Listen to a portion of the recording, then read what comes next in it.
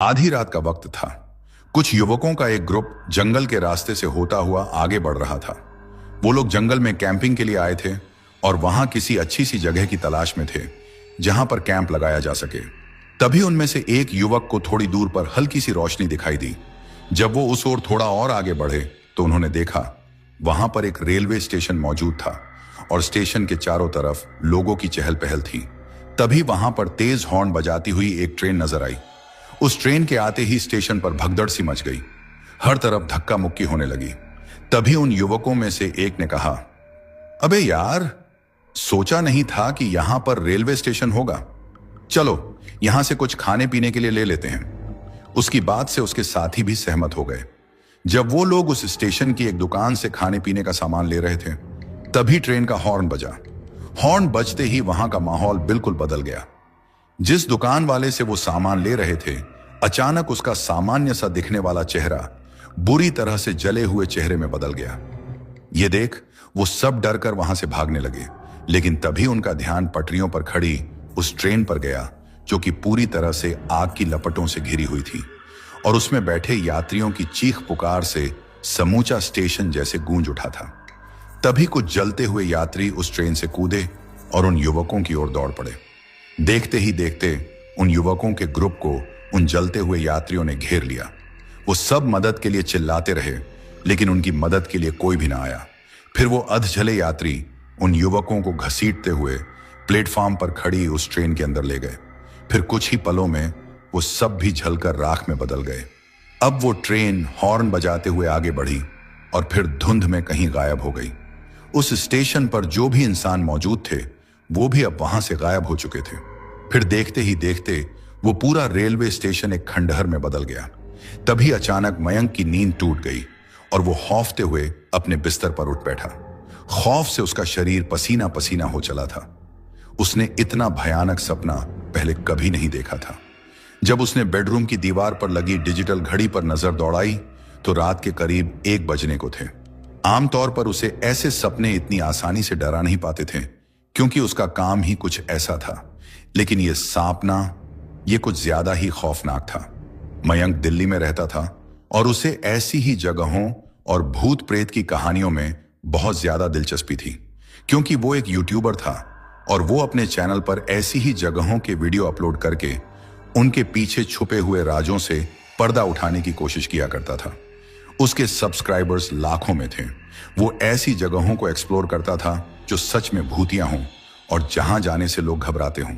कई बार जब उसके दोस्त उससे पूछते, क्या तुझे भूत प्रेत और ऐसी वीरान जगहों पर जाने से डर नहीं लगता, तो वो हंसकर उनसे कहता, मुझे इन चीजों से डर नहीं लगता। मुझे तो इस बात की खुशी होती है कि मेरे जरिए लोगों तक ऐसी जगहों की सच्चाई पहुंचती है। भयानक रहस्यों से पर्दा उठाना अब उसका एक तरह से पेशा बन चुका था। वो हर ऐसी जगहों को दुनिया के सामने लाना चाहता था जो लोगों की नजरों से अब तक छुपी हुई थी। आजकल उसे एक ऐसी ही जगह की तलाश थी जिसे वो दुनिया के सामने ला सके, लेकिन इस बार उसे कुछ खास चाहिए था, कुछ ऐसा जो लोगों के होश उड़ा दे। उसने इस बारे में अपने दोस्तों से भी बात की, लेकिन जिन जगहों के बारे में उन्होंने उसे बताया उस बारे में पहले ही कई यूट्यूबर वीडियो बना चुके थे। उनमें से कुछ जगहें तो ऐसी भी थीं जहां वो खुद भी जा चुका था। उसे किसी ऐसी जगह की तलाश थी जिससे लोग पूरी तरह से अनजान हों और जिसे सरकार ने पूरी तरह से प्रतिबंधित क्षेत्र घोषित कर दिया हो। इसी बीच एक दिन उसे एक पुराना अखबार हाथ लगा जिसमें एक आर्टिकल में लिखा हुआ था कि 26 साल पहले बरौली घाट रेलवे स्टेशन पर एक भीषण रेल दुर्घटना हुई थी जिसमें सैकड़ों लोग जलकर मारे गए थे। साथ में यह भी लिखा हुआ था कि कुछ लोगों का मानना है कि वो ट्रेन आज भी रात के वक्त वहां से गुजरती है। कुछ लोगों ने तो उस ट्रेन को अपनी आंखों से देखने का दावा भी किया था, लेकिन अजीब बात तो यह थी कि अब उनमें से कोई भी जिंदा नहीं बचा था। कहते हैं उन सब की मौत बड़े ही रहस्यमयी तरीके से हो चुकी थी और किसी को भी उनकी मौत के पीछे का कारण पता नहीं चल पाया था। थोड़ी छानबीन करने पर मयंक को पता चला कि उस ट्रेन दुर्घटना में 2 ऐसे भी शख्स थे जो जिंदा बच गए थे। उनमें से एक था ट्रेन का लोको पायलट और दूसरा शख्स था उसी ट्रेन का असिस्टेंट लोको पायलट। मयंक को इस बारे में अभी और भी जानकारी जुटानी थी। वो जब भी ऐसी किसी जगह पर शूट के लिए निकलता था तो उसके बारे में पहले ही सब कुछ पता कर लेता था, क्योंकि उसका मानना था कि लोगों तक गलत जानकारी नहीं पहुंचनी चाहिए। अगले ही दिन से मयंक उन दोनों लोगों का पता लगाने में जुट गया। उनको ढूंढना उसके लिए कुछ ऐसा ही था जैसे किसी भूसे के ढेर में सुई ढूंढना हो। ऐसा लग रहा था जैसे उस ट्रेन हादसे की जानकारी गुप्त रखी गई थी। शायद वो दोनों उस ट्रेन दुर्घटना की वजह जानते थे और कोई ऐसा था जो नहीं चाहता था कि उस बारे में किसी और को पता चले।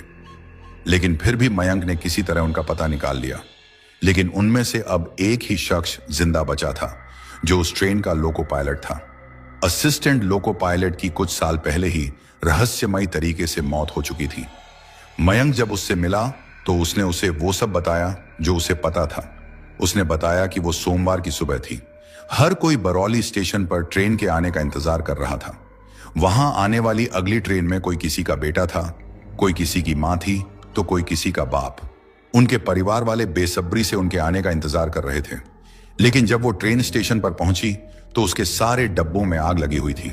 डिब्बों के भीतर आग में जलते हुए पैसेंजर्स की दर्दनाक चीखों से पूरा स्टेशन गूंज उठा था।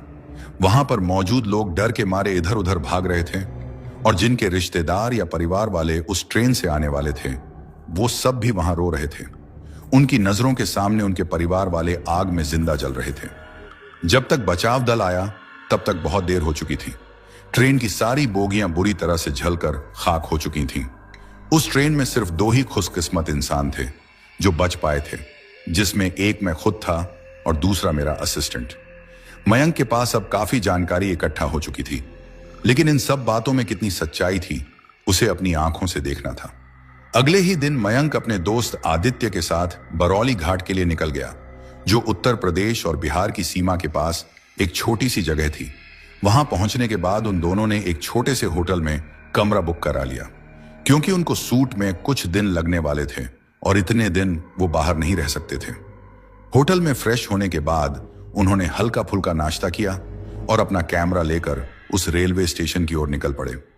वहां पर वो कुछ लोकल लोगों से मिले जो वहीं आसपास के गांवों में रहते थे। जब उन्होंने उन लोगों से उस स्टेशन और उस ट्रेन के बारे में पूछा तो कोई भी कुछ बताने को तैयार नहीं था। ऐसा लग रहा था जैसे वो लोग इस बारे में बात करने से भी घबरा रहे थे। स्टेशन पर टहलते हुए उन्हें घंटों बीत चुके थे। तभी उनकी नजर वहां मौजूद एक छोटी सी चाय की टपरी पर गई तो वो दोनों वहीं जाकर बैठ गए। चाय पीने के बाद मयंक का ध्यान उस चाय की टपरी वाले बुजुर्ग पर गया, जो दिखने में करीब 60 से 65 साल का लग रहा था। मयंक ने सोचा कि शायद उसे जरूर उस स्टेशन और उस ट्रेन के बारे में कुछ न कुछ पता होगा, लेकिन बाकी लोगों की तरह वो भी कुछ बताने से इनकार न कर दे। ये सोचकर उसने एक 500 का नोट निकाला और उसकी तरफ बढ़ा दिया। 500 का नोट देखते ही उस बुजुर्ग ने तुरंत ही उसे लपक लिया और फिर उसे अपनी जेब में रखते हुए कहा, कहो बेटा, क्या मदद कर सकता हूं मैं तुम्हारी? मयंक ने एक नजर अपने दोस्त आदित्य को देखा, फिर उस आदमी को देखते हुए पूछा, बाबा जी, क्या आप यहाँ के बरौली नारघाट स्टेशन के बारे में कुछ बता सकते हैं? मैंने सुना है कि वहां पर आज भी आधी रात के बाद एक ट्रेन नजर आती है जो कई सालों पहले एक दुर्घटना में तबाह हो चुकी थी। मयंक को उस बुजुर्ग ने वही बातें बताईं जो वो पहले से ही जानता था, लेकिन साथ में उसने उन्हें यह भी चेतावनी दी कि रात के वक्त उस जगह पर जाना ठीक नहीं है। अगर उन्हें वहां जाना ही है तो दिन में जाएं, रात में बिल्कुल नहीं। ऊपर से वो जगह सरकार ने प्रतिबंधित भी कर रखी थी। जब मयंक ने उस बुजुर्ग से इसके पीछे की वजह पूछी तो उसने बताया कि हर रात वो खंडहर में बदल चुका रेलवे स्टेशन जिंदा हो जाता है और उस स्टेशन पर वो भूतिया ट्रेन भी आती है, जिसका वीडियो शूट करने के लिए मयंक वहां आया था। अब मयंक को यह यकीन हो चुका था कि वो ट्रेन सच में आधी रात के वक्त उस रेलवे स्टेशन पर आती है और उसे अब एक नई और हैरतंगेज सच्ची कहानी मिल जाएगी। उसने जब गूगल मैप्स पर बरौली घाट लिखकर सर्च किया तो गूगल मैप्स ने भी हाथ खड़े कर दिए। फिर तो उन्हें उस दुकान वाले बुजुर्ग से ही वहां का रास्ता पूछना पड़ा। उस ओर जाने वाला रास्ता एक घने जंगल के बीच से होकर गुजरता था। ऊपर से वो रास्ता काफी पथरीला और खराब था, जिस पर कार से जाना तो लगभग नामुमकिन ही था। इसलिए उन्होंने अपनी कार उस दुकान के बगल में ही पार्क कर दी और उस बुजुर्ग दुकान वाले से कार का ध्यान रखने के लिए कह दिया। उस दिन वो बस उस जगह को देखना चाहते थे और उसके बारे में कुछ और जानकारी जुटाना चाहते थे, इसीलिए वो लोग दिन के समय वहां जा रहे थे। जब वो दोनों बरौली घाट रेलवे स्टेशन पर पहुंचे तो वहां का माहौल बहुत ही अजीब सा और डरावना था। स्टेशन अब पूरी तरह से खंडहर बन चुका था। वहां पर लगा रेलवे स्टेशन के नाम का बोर्ड भी सड़ चुका था। मयंक ने चारों तरफ नजरें घुमाते हुए कहा, लगता है यहां पर कोई आता जाता नहीं है। चलो अच्छा ही है, वीडियो शूट करने में कोई रोक टोक नहीं होगी।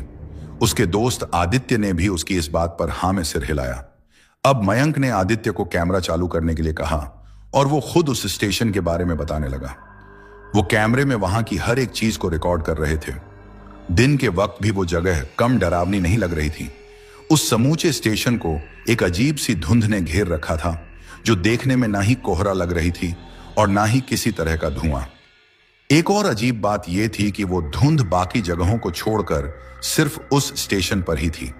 जब रिकॉर्डिंग खत्म हुई तो उन्होंने कैमरा बंद करके बैग में डाला और फिर पटरी पर चलने लगे। अभी वो बस कुछ ही आगे बढ़े होंगे कि वहां फैली वो धुंध धीरे धीरे छंटने लगी। ऐसा लग रहा था मानो उस जगह पर किसी तरह की सीमा हो, जहां से आगे उस धुंध का बस ना चलता हो। यह देख मयंक ने आदित्य की ओर देखते हुए कहा, अब हमें वापस चलना चाहिए, शाम भी ढलने वाली है। आदित्य ने पलटकर पहले तो धुंध की ओर देखा और फिर मयंक की ओर देखते हुए कहा, सही कह रहा है तू, मुझे तो दिन में भी यहां पर डर लग रहा है। उसकी बात सुन मयंक ने हंसते हुए उससे कहा, अरे डर मत, वो ट्रेन तो आधी रात के बाद आती है। और तू मुझे एक बात बता, तू मेरे साथ इतने वक्त से काम कर रहा है, इसके बाद भी तुझे ऐसी जगहों से डर लगता है? उसकी बात सुन आदित्य ने कहा, भाई ये जगह बाकी जगहों से बहुत अलग है, न जाने क्यों, पर यहां ज्यादा देर रुकना मुझे ठीक नहीं लग रहा है। तभी अचानक वहां पर दूर से कुत्तों के रोने की अजीब अजीब सी डरावनी आवाजें आने लगी। मयंक उन आवाजों की आने की दिशा की ओर देखते हुए बोला, हाँ चल यार, अब यहां से चलते हैं, मुझे भी यहां पर ज्यादा देर रुकना सही नहीं लग रहा है। वो दोनों वहां से बस निकलने ही वाले थे कि तभी मयंक को धुंध में किसी इंसान की हल्की सी परछाई दिखाई दी। उसे ऐसा लगा कि जैसे वो परछाई उसे देखकर मुस्कुराई हो। ये देख उसने उस इंसानी परछाई को आवाज दी, रुको, सुनो तो सही।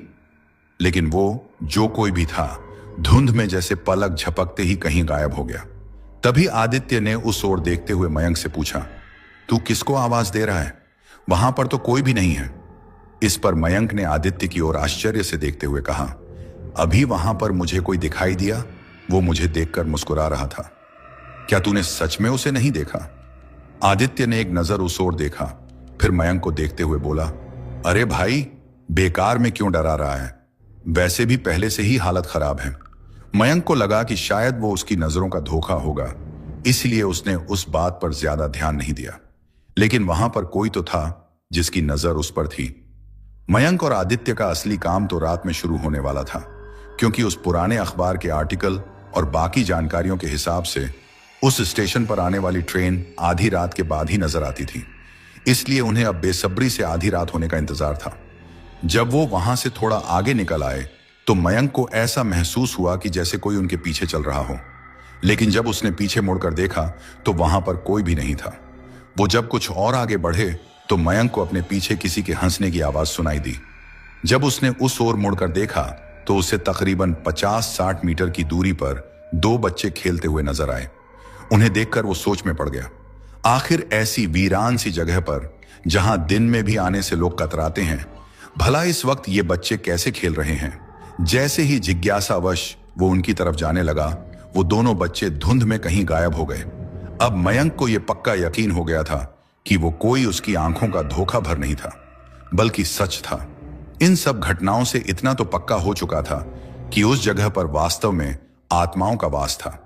लेकिन इससे यह साबित नहीं होता था कि वो ट्रेन वाली बातें भी सच थीं। वो तो तभी कंफर्म होती जब वो उस ट्रेन को अपनी आंखों से देखता।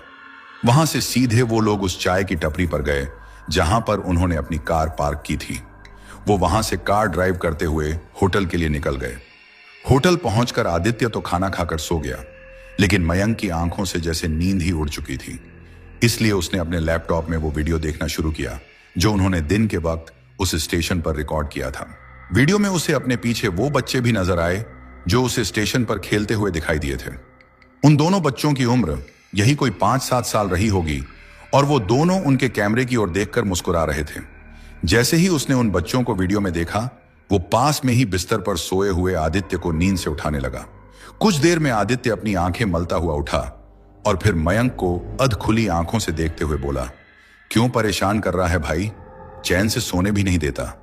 तभी मयंक ने उसको झिंझोड़ते हुए कहा, अबे सोना छोड़, और ये देख वीडियो में क्या है, तूने बताया क्यों नहीं कि वो बच्चे वीडियो में रिकॉर्ड हुए हैं। आदित्य ने आंखें मींजते हुए एक उबासी ली और फिर उस वीडियो को देखते हुए बोला, तू किन बच्चों की बात कर रहा है भाई, मुझे तो वहां पर कोई भी बच्चा नजर नहीं आया। उसका जवाब सुनने के बाद जैसे ही मयंक ने लैपटॉप की स्क्रीन पर दोबारा नजर दौड़ाई तो उस वीडियो में अब सच में कोई बच्चा नहीं था।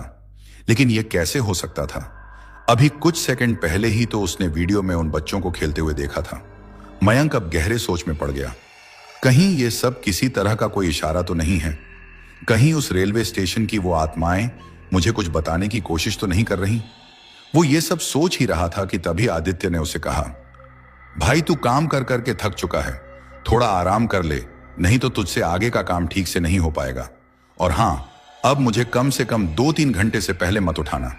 इसके बाद आदित्य फिर से सो गया।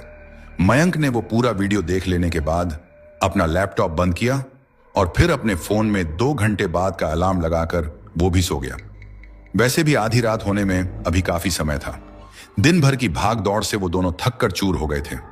अगर वो कुछ देर की नींद नहीं लेते तो रात में शायद ठीक से काम भी नहीं कर पाते। जब घड़ी ने रात के 12 बजाए तो मयंक ने अपना कैमरा बैग उठाया और उस रेलवे स्टेशन की तरफ जाने वाले रास्ते पर अकेला ही पैदल निकल पड़ा। आदित्य उसके साथ नहीं जा पाया क्योंकि अचानक ही उसकी तबीयत खराब हो गई थी और वो दवाई खाकर गहरी नींद में सो रहा था। इसलिए उसने उसको जगाना ठीक नहीं समझा और वो अकेले ही चल पड़ा। और यही उसकी सबसे बड़ी गलती साबित होने वाली थी, क्योंकि वहां पर कुछ ऐसा था जो उसका बेसब्री से इंतजार कर रहा था। जब मयंक उस पत्थरीले उबड़ खाबड़ रास्ते पर चलता हुआ आगे बढ़ रहा था तब उसे उस रास्ते में एक बुजुर्ग और एक उसकी ही हमउम्र का नौजवान मिला। वो दोनों आगे जंगल की ओर जा रहे थे। मयंक को भी उसी जंगल से होकर गुजरना था। मयंक ने उनको आवाज देकर पूछा, क्या आप लोग बरौली घाट स्टेशन की तरफ जा रहे हैं? उसके मुंह से बरौली घाट स्टेशन का नाम सुनते ही उस बुजुर्ग ने उससे कहा, नहीं बेटा, हम तो किसी काम से दूसरे गांव जा रहे हैं। वैसे तुम ये क्यों पूछ रहे हो बेटा? कहीं तुम उस मनहूस स्टेशन पर तो नहीं जा रहे ना? बेटा, अगर ऐसा है तो यहीं से लौट जाओ। वहां रात के वक्त जो भी गया वो कभी लौटकर वापस नहीं आया। उस बुजुर्ग की बात सुन मयंक ने कहा, आपकी सलाह के लिए शुक्रिया दादाजी, लेकिन मुझे ऐसी चीजों की आदत है। मैं इससे भी ज्यादा खौफनाक जगहों पर जा चुका हूं।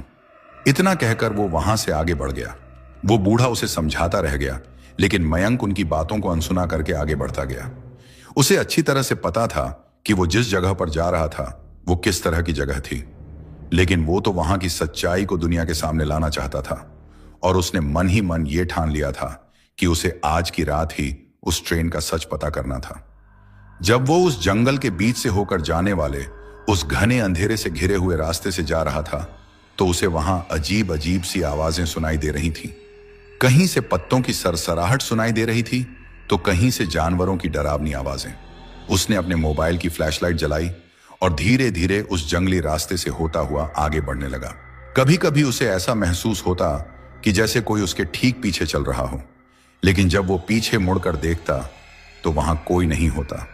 तभी वो कुछ सोचते हुए फुसफुसाया, कहीं मैंने यहां अकेले आकर गलती तो नहीं कर दी? रात में तो ये जगह कुछ ज्यादा ही डरावनी लग रही है। तभी अचानक झाड़ियों में एक धीमी सी हलचल हुई। ये देख जैसे उसके पैर वहीं जम गए। उसने डरते हुए अपने मोबाइल फोन की फ्लैशलाइट झाड़ियों की ओर घुमाई।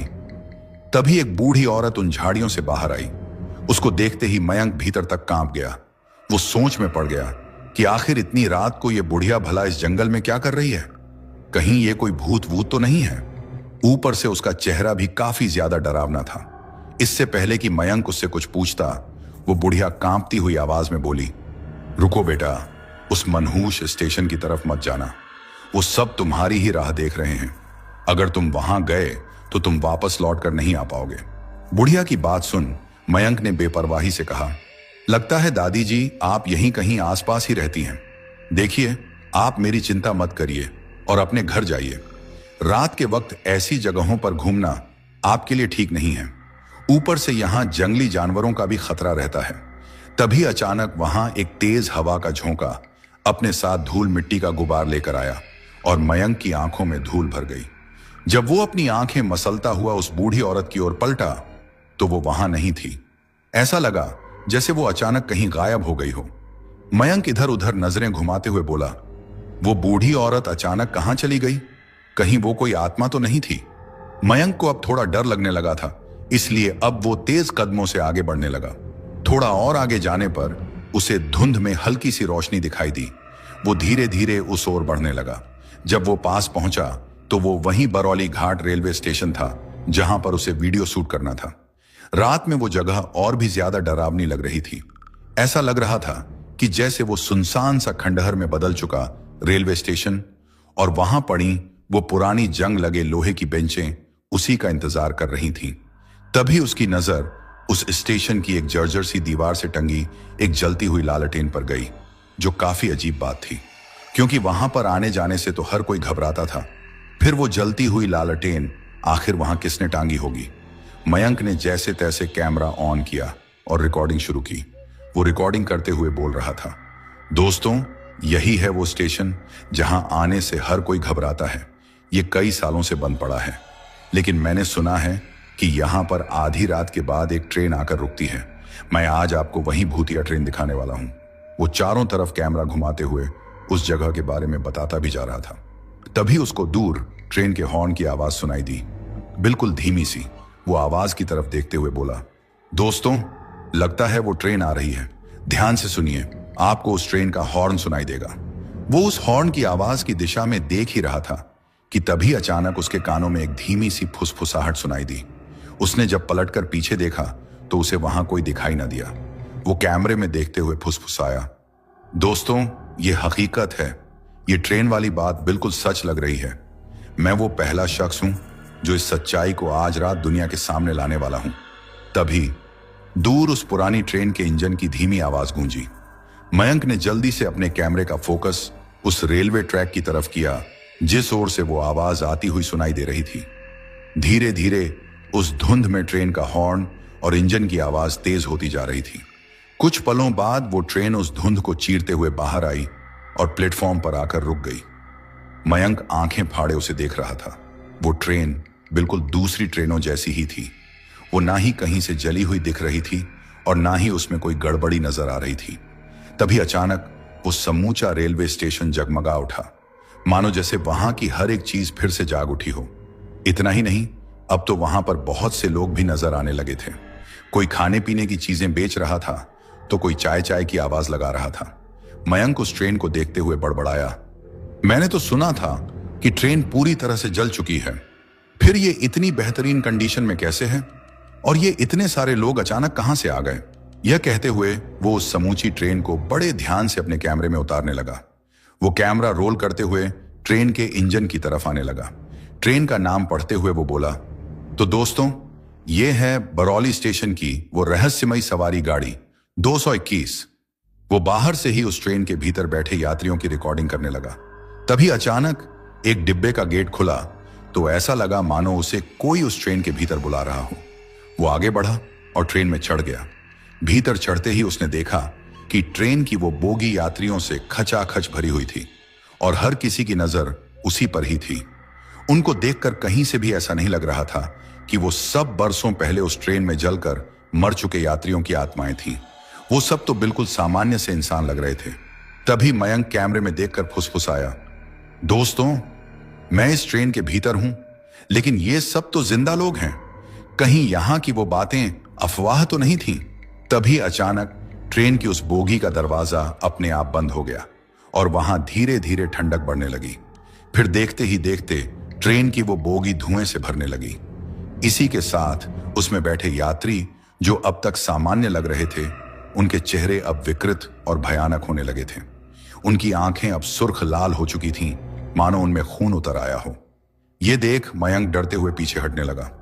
वो अब किसी तरह उस ट्रेन से नीचे उतरना चाहता था। उसने उस बोगी का दरवाजा खोलने की बहुत कोशिश की, लेकिन वो नहीं खुला।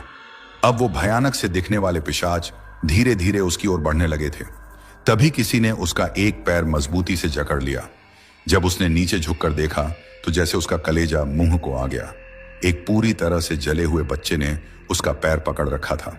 मयंक ने अपना पैर उससे छुड़ाने की बहुत कोशिश की, लेकिन वो जैसे उसका पैर छोड़ने को तैयार ही नहीं था। तभी वो बच्चा उसको देखते हुए बोला, तुम हम सबको देख सकते हो, इसका मतलब अब तुम यहां से वापस नहीं जा पाओगे। तभी ट्रेन की उस बोगी में मौजूद वो सभी पिशाच एक साथ झूमने और नाचने लगे, जैसे किसी चीज की खुशी मना रहे हों। तभी उनमें से एक बूढ़ी औरत ने उससे बड़ी ही डरावनी आवाज में कहा, हमने भी वही गलती की थी जो तुमने की। हम भी लौटना चाहते थे, लेकिन अब हम हमेशा के लिए यहां फंस गए हैं। जो इस ट्रेन में एक बार आ गया, समझो वो यहीं का होकर रह गया।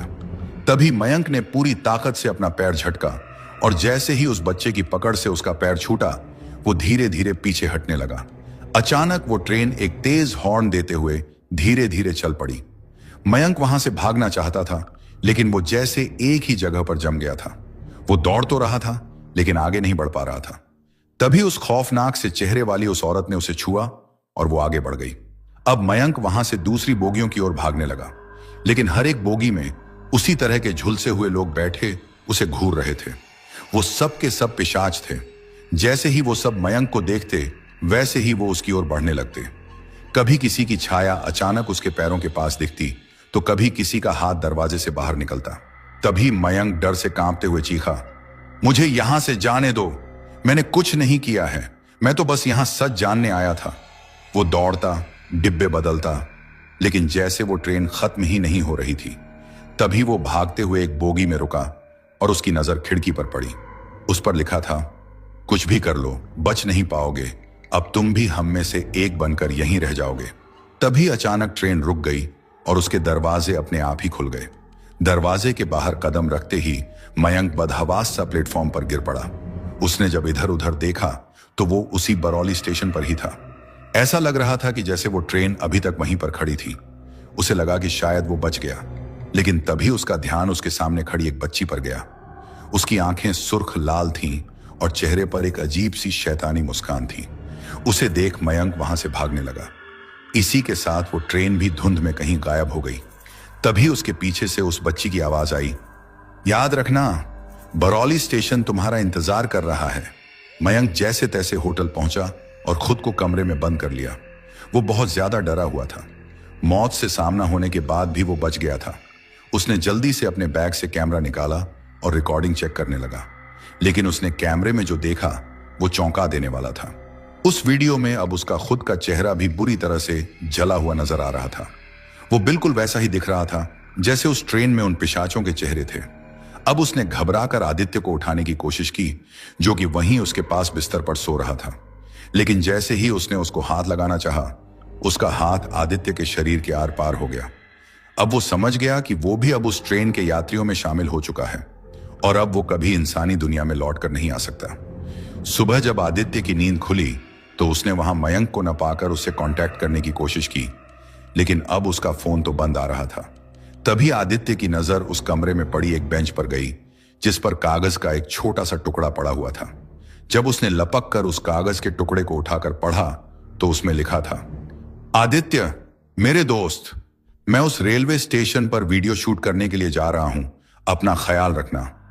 वो नोट पढ़ने के बाद आदित्य को अजीब सी घबराहट होने लगी।